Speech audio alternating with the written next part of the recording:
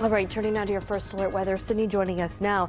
So with this storm, it is a Cat 3. Yep. Could it decrease in strength by the time it hits Florida? Well, as it's going to make landfall, it's expected to stay a Cat 3. It might lose a few miles per hour in the sustained winds. But that really doesn't make a difference much at the devastation that it could cause. Yeah, and we're already seeing those bands coming on shore and tornado warnings in place for parts of Florida. This is already beginning. It just hasn't made landfall yet. At landfall, that's when the worst of the wind and the heaviest of the rain does come on shore. So we're watching this very closely as those outer bands are pushing these tornado warnings for parts of Florida between Orlando and West Palm. You can just see lined with these pink boxes and these tornado warnings. Otherwise, though, there's a tornado watch in place everywhere south of Tampa until we go 9 o'clock tonight. So Hurricane Milton, 125-mile-per-hour winds. That's about as high as those winds can get before a Category 4. So it is currently a very strong Category 3 storm,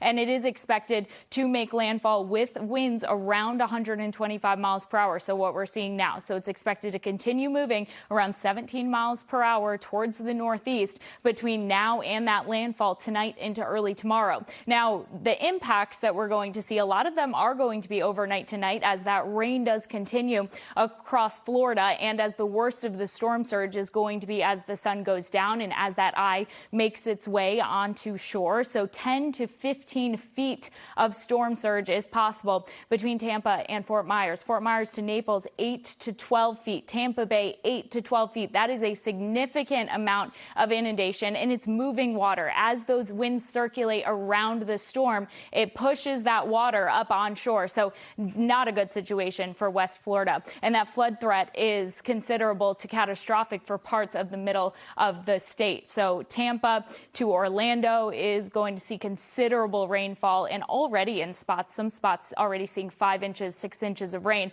and it's going to continue coming down as we go through the rest of the evening with 6 more inches of rain possible. So overall, there are some spots that could have a foot of rain by the time that all is said and done with this storm as it moves over Florida. Here locally, though, a much different story. We have fairly quiet conditions, a sprinkle or two possible as we go through our evening and overnight tonight. Parts of the South Shore seeing just a very light sprinkle over Plymouth, and otherwise we are clouding up a little bit, and those sprinkles will be possible for southern New Hampshire for parts of the evening, but it doesn't look like it's going to be widespread rain, and most of that is going to calm by the time that we're waking up tomorrow morning and heading out the door. Already starting to lose clouds by 6, 7, 8 o'clock, just before the sun does come up. Around 6 o'clock, we're going to be mainly clear. So tomorrow we do have a gorgeous and cooler day coming our way. This is a look at 3 o'clock in the morning, still seeing those sprinkles potential for southern New Hampshire and back towards central Massachusetts. Heading through our day on Thursday, though, temperatures are going to be a touch cooler